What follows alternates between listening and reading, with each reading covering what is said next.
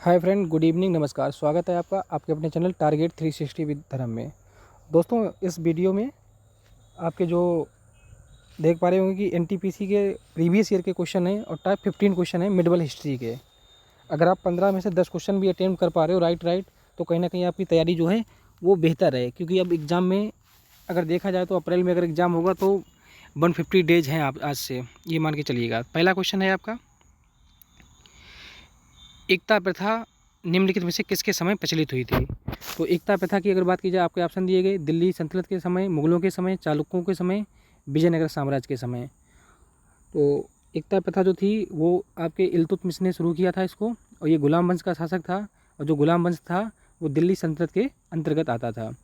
तो पहले क्वेश्चन का आंसर आपका हो गया, दिल्ली सल्तनत के समय में एकता प्रणाली शुरू हुई थी। अगर कोई पूछे कि किसने शुरू की थी तो इल्तुतमिश ने इसको शुरू किया था।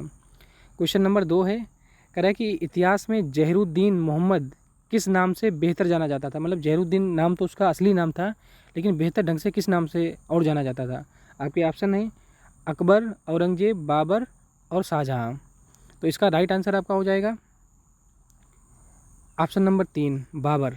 बाबर का पूरा नाम था जहीरुद्दीन मोहम्मद बाबर, जिसने मुगल वंश की स्थापना की थी 1526 में पानीपत के प्रथम युद्ध में इब्राहिम लोदी को हरा के। नेक्स्ट क्वेश्चन, किसके शासनकाल में राजकीय धर्म इस्लाम समाप्त किया गया था। अब देखो, राजकीय धर्म से मतलब है कि उससे पहले जो इस्लाम धर्म था वो सर्वे सर्वा था, कि इस्लाम धर्म को मानना आपको पड़ेगा, और ये नेसेसरी कर दिया गया था। लेकिन एक ऐसा शासक आया जिसने इस्लाम धर्म को राजकीय धर्म से जो है वो निगलेक्ट कर दिया, और जो भी जिस धर्म को मानना चाहे वो स्वच्छ रूप से मान सकता था। आपके ऑप्शन है बाबर, शेर शाह, अकबर, शाहजहाँ। तो राइट आंसर हो जाएगा आपका ऑप्शन नंबर 3, अकबर। अकबर ने क्या किया था, राजकीय धर्म को इस्लाम से हटा दिया था। नेक्स्ट क्वेश्चन है कि टोडरमल किससे संबंधित हैं। तो टोडरमल जो थे, एक बात आपको इनके बारे में जानकारी होनी चाहिए कि टोडरमल जो थे वो अकबर के दरबार में रहते थे, अकबर के नवरत्न में शामिल थे टोडरमल, और इनने भू राजस्व के संबंधित थे, जो जिसका अगर अभी आप प्रेजेंट टाइम में देखें तो जो पद है लेखपाल का है, उससे संबंधित थे।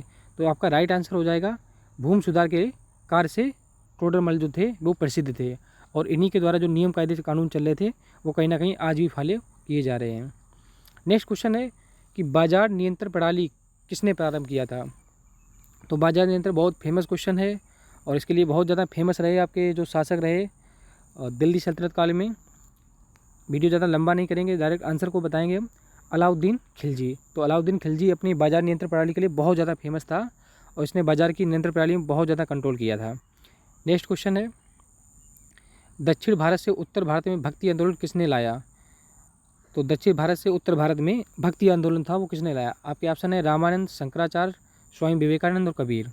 तो आप ऑप्शन यहाँ से नेगलेक्ट भी कर सकते हो, कि जैसे दो ऑप्शन कबीरदास जी थे वो दक्षिण भारत के थे ही नहीं, स्वामी विवेकानंद जो थे वो भी दक्षिण भारत के नहीं थे। अब दो ऑप्शन है रामानंद और शंकराचार्य में से, तो यहाँ पर आपका राइट आंसर हो जाएगा रामानंद। रामानंद जो थे वो दक्षिण भारत से उत्तर भारत में भक्ति आंदोलन को लेके आए थे। ये देखो, सारे क्वेश्चन कहीं ना कहीं आपके आरआरबी के एग्जाम में पूछे हुए क्वेश्चन है, प्रीवियस ईयर क्वेश्चन है।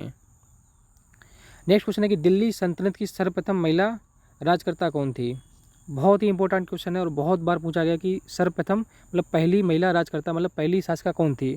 तो दिल्ली सल्तनत में एक ही महिला शासक हुई है, और जो कौन थी, इल्तुतमिश की बेटी थी, और जिसका नाम था रजिया सुल्तान। तो एकमात्र शासिका रही रजिया सुल्तान, जिसने दिल्ली सल्तनत पर शासन किया था। आपका राइट आंसर हो जाएगा इसमें। अब देखो, ऑप्शन कितने क्लोज टाइप के दिए हैं कि जल्दबाजी में अगर रहोगे तो ऑप्शन गलत हो जाएगा। पहला ऑप्शन दिया गाजिया, दूसरा रजिया, तीसरा साजिया। तो यहाँ पे जल्दबाजी नहीं करनी, आपका राइट आंसर हो जाएगा रजिया, और रजिया के बाद कोई भी ऐसा महिला नहीं बनी जो दिल्ली सल्तनत में शासन किया हो। नेक्स्ट क्वेश्चन है कि गयासुद्दीन तुगलक ने किस वर्ष में तुगलक वंश के साम्राज्य की स्थापना की थी। तो ऑप्शन आपके दिए गए 1230 ईस्वी, 1305 ईस्वी, 1320 ईस्वी, 1390 ईस्वी। तो गयासुद्दीन तुगलक ने जो किया था 1320 ईस्वी में तुगलक वंश की स्थापना की थी, और तुगलक वंश का बहुत महान शासक हुआ था मोहम्मद बिन तुगलक। इसको भी आप याद रखिएगा। नेक्स्ट क्वेश्चन है, मंगोलों के वंशज मुगल कहाँ के मूल निवासी थे। जो मुगल थे वो किनके वंशज थे। यहाँ से देखो दो चीज़ें मिल रही हैं आपको, किनके वंशज थे, मंगोलों के वंशज थे मुगल। अगर पूछ दिया जाए क्वेश्चन कि मुगल किसके वंशज थे, तो मंगोलों के वंशज थे। कहाँ के निवासी थे, आपके ऑप्शन है मध्य भारत, मध्य यूरोप, मध्य एशिया। तो राइट आंसर हो जाएगा आपका मध्य एशिया। बाबर जो था वो मध्य एशिया से आया था। क्वेश्चन नंबर 10 कह रहा है कि दिल्ली में हुमायूं का मकबरा किस मैसूर मुग़ल शहंशाह ने बनवाया था। अब देखो हुमायूं जो था वो बाबर का पुत्र था और हुमायूं का जो पुत्र था वो अकबर था। तो पिता का मकबरा पुत्र बनवाता है, तो हुमायूं का पुत्र जो था वो अकबर था। तो अकबर ने ही हुमायूं का जो मकबरा बनवाया था और कहाँ बनवाया था, दिल्ली में बनवाया था। तो इसका राइट आंसर हो जाएगा अकबर। नेक्स्ट क्वेश्चन कह रहे हैं कि सेना को वेतन देने की प्रणाली का विधिवत जो समायोजन जो था वो किसने किया। सेना को विधिवत वेतन देने की, पहले क्या था, सेना में वेतन ना देके उनकी जो मूलभूत जो ज़रूरतें थीं, रोटी कपड़ा मकान, ये चीज़ें दी जाती थीं। लेकिन जब अलाउद्दीन खिलजी आया उसने सेना को स्थायी बंदोबस्त किया, स्थायी सेना रखी और विधिवत जो है उनको वेतन देना शुरू किया अलाउद्दीन खिलजी ने। नेक्स्ट क्वेश्चन है गोलकुंडा बंदरगाह का निर्माण किस राजवंश के शासनकाल के दौरान हुआ था। तो गोलकुंडा की अगर बात की जाती है दक्षिण भारत का है और इसके जो ऑप्शन आपके हैं, पहला है शाही राजवंश, काकतीय राजवंश, मुगल राजवंश, कुषाण राजवंश। तो गोलकुंडा देखो मुगल वंश जो था वो आपका दिल्ली के आसपास बना रहा, कुषाण वंश था वो बहुत बाद में आया और ये मथुरा और हमारा जम्मू कश्मीर के आसपास बना रहा। तो यहाँ पर आपका राइट आंसर हो जाएगा काकतीय राजवंश के समय गोलकुंडा का बंदरगाह का निर्माण हुआ था और इनकी नेवी जैसी जो आधुनिक नेवी है तो वो सेना रही थी इनकी। करें कि एक मुस्लिम संत उस स्थान पर रहते थे जहाँ फतेहपुर सीकरी का निर्माण किया गया था। फतेहपुर सीकरी का निर्माण देखो किसने किया था, बहुत इंपॉर्टेंट क्वेश्चन है, अकबर ने कराया था और कुछ समय के लिए अकबर ने फतेहपुर सीकरी को मुगल वंश की राजधानी भी रखी थी। तो अकबर ने क्या किया था, प्रसिद्ध संत हुए थे शेख सलीम चिश्ती, जिनकी वहाँ फतेहपुर सीकरी में मजार भी है शेख सलीम चिश्ती की इसी की यादगार में फतेहपुर सीकरी का निर्माण कराया था अकबर ने। 14 नंबर क्वेश्चन कह रहा है कि बाबर की जीवनी बाबरनामा की रचना किस भाषा में लिखी गई थी।